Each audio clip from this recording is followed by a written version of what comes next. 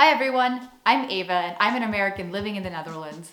And I think I've been living in the Netherlands for too long because there are now certain American things that I just find very strange after 2.5 years of living in this tiny, wonderful country. So today I wanted to talk to you about some of those things that were once an absolutely normal part of my life. And now when I think back about those things, I just can't believe that's how Americans go about their everyday lives. Oh my God, I can't wait to share some of these things with you because they're a little ridiculous. Some of these things are so inconvenient or out there that I think, what? Why is it like that? So as usual, I'd be curious to hear what you have to say throughout the video, in the comments down below. And before I go into the things, I did want to say, if you enjoy watching these type of videos and you want to support this channel in an easy, free way, then consider subscribing. Well, with that out of the way, let us get into thing number one, the reason why I wanted to make this video. The other day, I was just sitting in my apartment, and folding laundry. In our house, my girlfriend does the laundry and I fold. That's the division of labor that just works for us. I know, I should be doing the wash too, but she likes doing it and I really don't mind folding. I just sit in front of the TV and I fold, and that's how I end up watching all of Netflix. But in the US, my laundry routine, oh hello Chunky, do you want to tell everybody about laundry? Is that why you're here? Hello, look at him, look at that face. I often think that he should be the one doing these videos and not me, because look how cute. Anyway, in the US, my laundry routine looked a little different because one of the first things that I bought when I moved to the Netherlands into my apartment was a washing machine. I had never owned a washing machine before that. In the US, if you were lucky, your place came furnished or came with certain amenities, such as a washer and dryer. But if you didn't have one and you were renting, chances are you wouldn't buy a washer or dryer and you would end up going to a laundromat. Even if you weren't renting and you lived in a large apartment building, you wouldn't have washing machines and dryers in your apartment. You would actually have them in the basement and you would have your own laundromat. Like there was a laundromat for that building. And so when I lived in an apartment in New York City, we would go down to our basement to do the laundry. And I kid you not, they're just these it's like a laundromat. They're just these walls of washers and dryers, and you had to use coins even though you lived in that building, which is a little crazy. Also, you had to use coins, so you would need to go and get these rolls of quarters. But when you live in an apartment, yeah, they're communal laundromats that you would use. And I honestly didn't know anyone in my situation who just owned a washing machine or a dryer instead. And it's not just that. Some buildings in the US, they maybe had 2 washing machines and 2 dryers for, I would say, 3 or 4 entire buildings. So I had friends who lived in one of these apartment complexes, and they insisted on going to the laundromat instead because the lines would be too long to wait to do their, laundry. Americans have to come up with all of these ways to actually make laundry more efficient because it's kind of annoying. And not to mention that oftentimes in these old apartment buildings, I said you had to use the coins.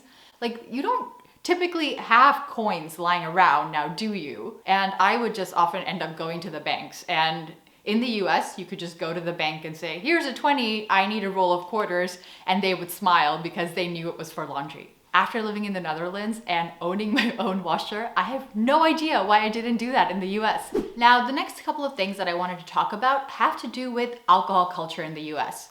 There are big differences between the alcohol culture between the Netherlands and the United States, but I thought I would share some of the smaller differences and not really go into the big cultural differences. And I'm gonna continue doing that for all the things that I mentioned in this video. This is a video about everyday stuff. So, alcohol. Well, some of you may know that the drinking age in the US is 21. In the Netherlands, until a few years ago, it was 16, right? That's what I remember people telling me. And now it's 18. Okay, so fine. There is this difference between the drinking ages. And that, of course, is extremely annoying when you are in college and you're 19 or 20 and you want to go out. I understand. If you're someone who wants to drink, it seems a bit ridiculous that you have to wait until 21 when you could fight in the army at 18 and drive at 16. So, it doesn't make sense to me. But that said, leaving that aside, what this results in is that you get ID'd everywhere in the US. Like, it doesn't matter how old you are. Maybe if you are 60, you won't get ID'd. But if you are younger than that, I know this sounds like an exaggeration. I'm really not exaggerating. So if you are my age, for instance, I would get ID'd everywhere. In the US, I cannot leave my house without my ID. Yes, it's good to have an ID on you, but also for if I wanted to go to a bar to have a snack, I would need to show my ID, even if I wasn't drinking. Like, I would not be allowed to sit there. In the Netherlands, for instance, at a supermarket, that's one of the few places I find where they would ID you. If you want to go out drinking at a club, they just don't ask for your ID. But at the supermarket, for instance, sometimes if you buy alcohol, they might ask for your ID. And if you say, I am like 28 or whatever, they will not ask to see your ID because you are 25 or older. In the US, that's supposed to be the case, but it doesn't matter. They want to see your ID. And in many states in the US, the laws around alcohol are so strict that you can't just buy alcohol in the supermarkets. Can I tell you how weird I find that after living in the Netherlands, where I could just buy some wine and beer while I'm doing my grocery shopping? It just seems so convenient. Whereas in the US, you would also need to go to the wine store. And funnily enough, whenever I say that, I have these like vivid memories of me not being able to, for instance, buy a couple of bottles of wines for dinner at the supermarket. And then I would need to go to the alcohol store, like the liquor store. And there I would end up having to wait in line, because sometimes on like a Friday evening, there were so many people who wanted to buy alcohol and there would be a line around the block. I'm not exaggerating, especially when there was a snowstorm or something, which in the northeast of the US is every winter almost. It's like the lines would be ridiculous. So I always thought, I wish you just had some alcohol in the supermarkets.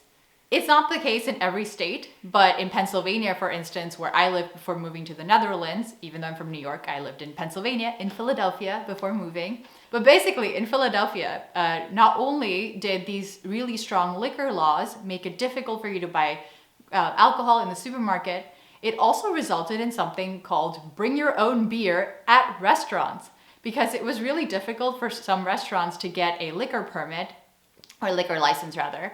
They aren't able to serve alcohol as easily. So instead, what they do is they say you can bring your own alcohol and drink it. And I think some places, even though they did have alcohol to serve you, like they did have a liquor license, it was such a part of the culture in Philly at least, that we would just bring our own alcohol and drink it at the restaurant. I can't imagine doing that here. Could you imagine if I went into a restaurant, or if you're Dutch and living in the Netherlands, and you went to a restaurant here and you just brought your own alcohol and said, no thanks, I'm gonna drink my own bottle of wine. In the US, this was so normal. Like, they would even open the bottle of wine for you and make it really fancy and even give you glasses for it. It's crazy. So I find it extremely strange that these liquor laws make it so that you have this BYOB culture. Oh, bring your own booze and not just bring your own beer. But yeah, so now I go back and I think, what is this? Now, the next thing I want to share with you is broadly going to be in the category of finances or money related things. Because in the US, it would not be uncommon for you to, for instance, go to a cute little cafe or restaurant and, you know, like not a chain, but then a cute mom and pop cafe. And over there, it would not be uncommon for you to see a sign that says cash only. I know what you're thinking, Ava, maybe that was 10 years ago. No. This is still the case. The last time I was there, we went to cash only diners or cafes, and they're everywhere. In the Netherlands, there are often places that don't accept cash. So the reverse of that.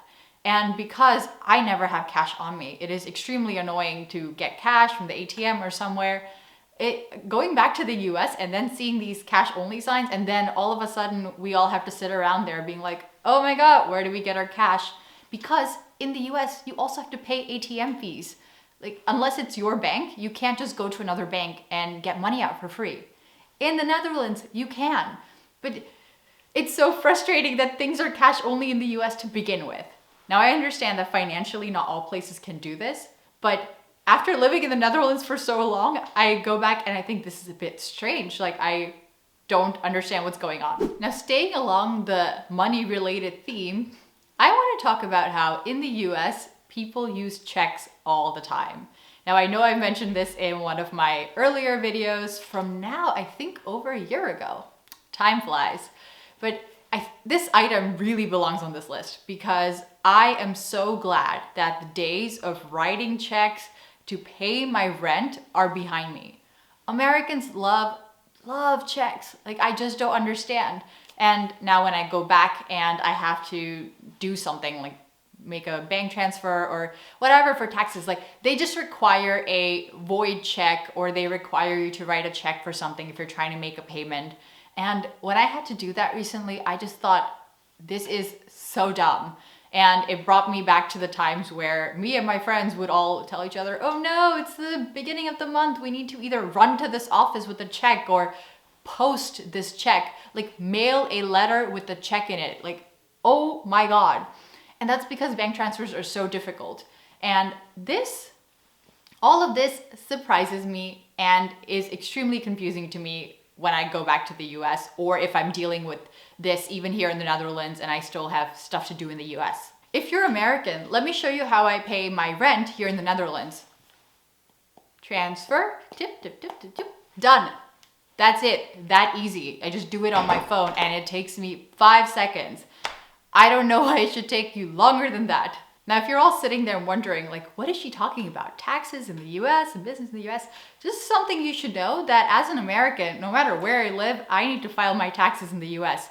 The US is like one of the 2 countries that makes you do that. So frustrating. And finally, the last thing I wanted to share with you today is, in my opinion, completely out there. And that is American county fairs. So the local fairs that you have in the US per region, so small areas. Here in the Netherlands, they are block parties and, you know, maybe like street festivals or street parties. I've seen those around in Utrecht, and maybe they're more in more rural areas, so not as urban. Maybe outside of the city this happens too. But in the US, these are everywhere, all the time in the summer. And they have these, you know, rides, and they have these stands where you can get food. And I find this weird because of how American it is. And I think I'm really hit in the face by how American these things are. My parents recently moved from New York City to upstate New York, completely different place. Like, I don't know why they did that. Well, they seem to like it. And it is very beautiful. If you think of New York, you actually probably aren't thinking of upstate New York with the beautiful mountains, and it's actually kind of gorgeous. But anyway, so they moved there and they have a lot of county fairs where they live. And these county fairs feature things like fried Oreos, delicious, and funnel cakes, and literally any kind of unhealthy thing you can imagine. But to the point where I am just shocked at how much me even there, like, just love to consume all of these things. And it's just so American in the sense that they also have the following types of activities, including a pig race. They make pigs race around. And this is one of those things that happens at a county fair. They may have events like Irish dancing, also weirdly popular where my parents live in upstate New York, but they also have pig races. And when we watched this pig race, I was there like, what is my life? What am I actually doing? I am standing here watching pigs run around and everyone's enjoying this. And I have to admit, it's kind of cute, but what is going on? I found this extremely, extremely weird because in the Netherlands, it's also not that common to see wild animals in many places, but in rural parts of the US, there are just lots of farms and you do see them. So those were some American things that I now find weird after living in the Netherlands for 2.5 years. You can call it reverse culture shock. As usual, if you have anything to say, I would love to read your comments down below. And of course, until next time.